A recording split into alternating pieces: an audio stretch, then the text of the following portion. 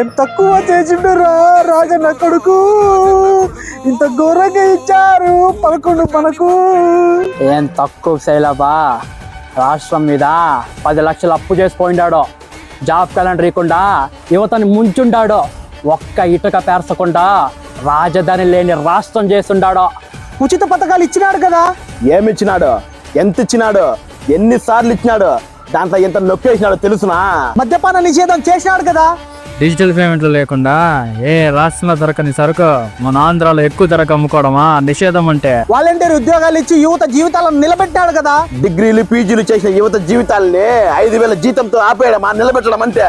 మీరెంత ఏడ్చినా ఆంధ్రాని అభివృద్ధి పథంలో నడిపిస్తున్న చంద్రబాబు, పంచాయతీ శాఖని పరుగులెట్టిస్తున్న కళ్యాణ్ బాబు, ఆంధ్రాకి కొత్త కంపెనీలు తీసుకొస్తున్న లోకేష్ బాబు అస్సలు తగ్గేదేలే.